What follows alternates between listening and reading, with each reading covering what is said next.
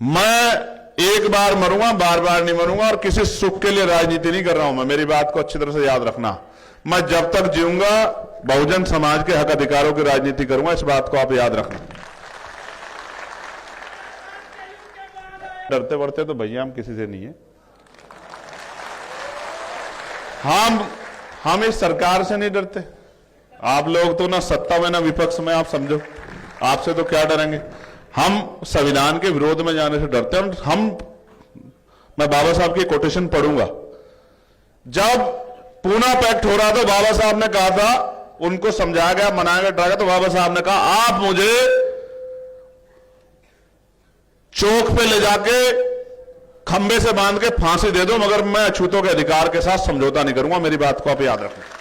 ये बाबा साहब का कोट था। मैं आज इस धरती पे खड़े होकर कह रहा हूं, महाराजा लाखन पारसी की धरती पे खड़े होकर कह रहा हूं, यहां मेरी बात को गौर से सुनना, ठीक है। मैं एक बार मरूंगा, बार बार नहीं मरूंगा, और किसी सुख के लिए राजनीति नहीं कर रहा हूं। मैं, मेरी बात को अच्छी तरह से याद रखना। मैं जब तक जीऊंगा बहुजन समाज के हक अधिकारों की राजनीति करूंगा, इस बात को आप याद रखना। और सत्ता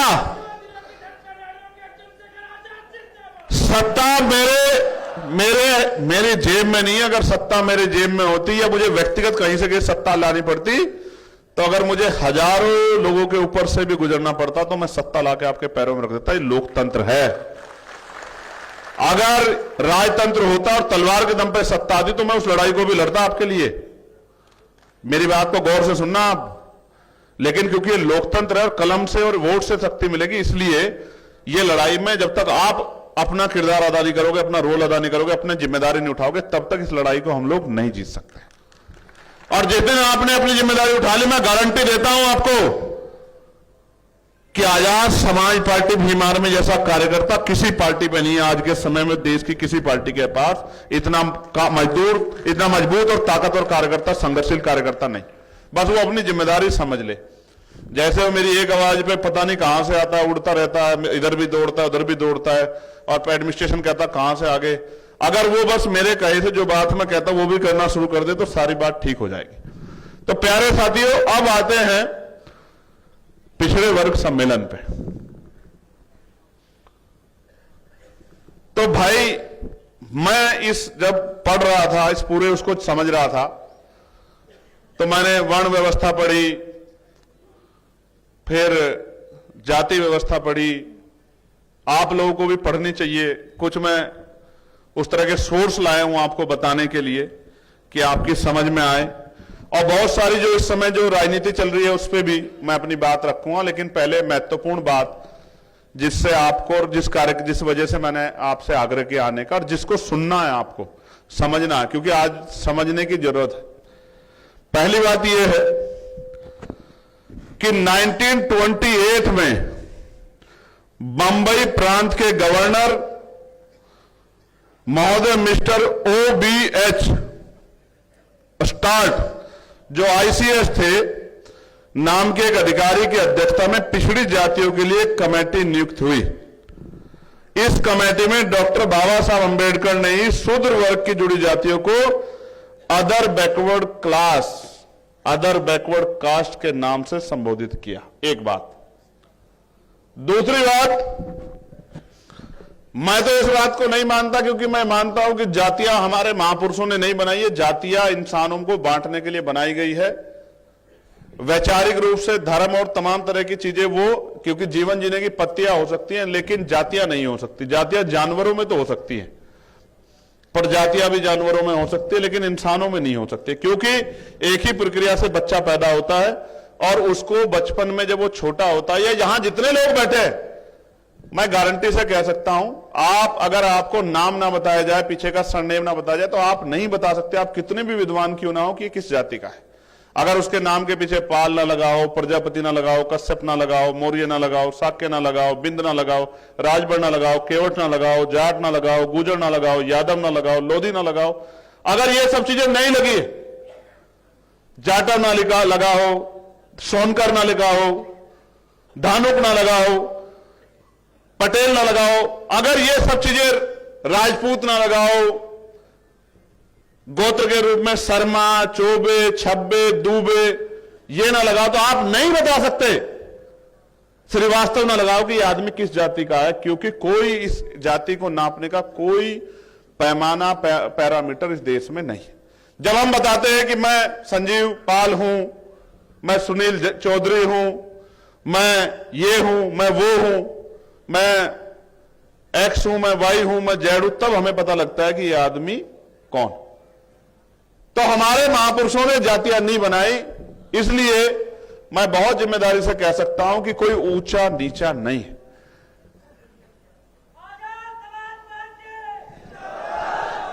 ये 40 मिनट मेरी है, उसके बाद तो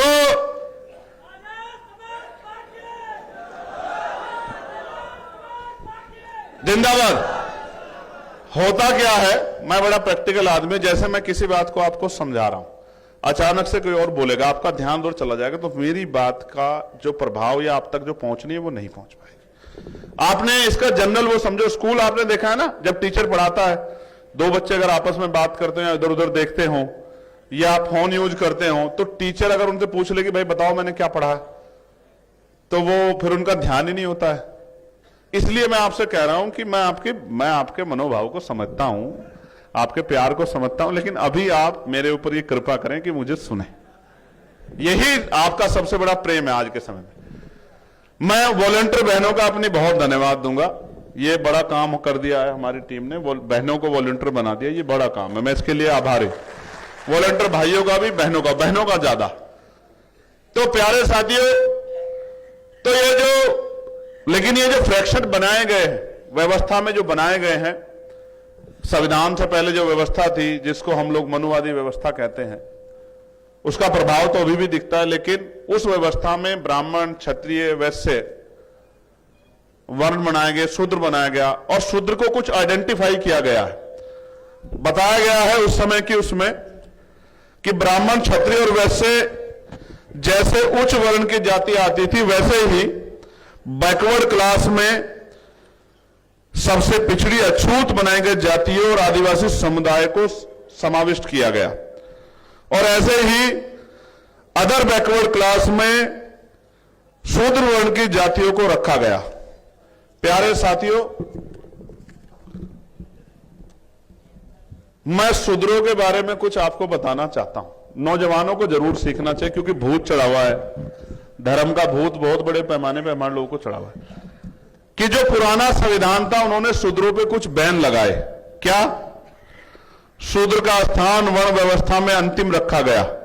शूद्र है, पवित्र है, अतएव उसके सम्मुख अथवा उसको सुनकर कोई वैदिक कर्म नहीं हो सकता है। शूद्र को वह सम्मान नहीं है जो अन्य वर्णों को है। शूद्र के जीवन का कोई मूल्य नहीं है।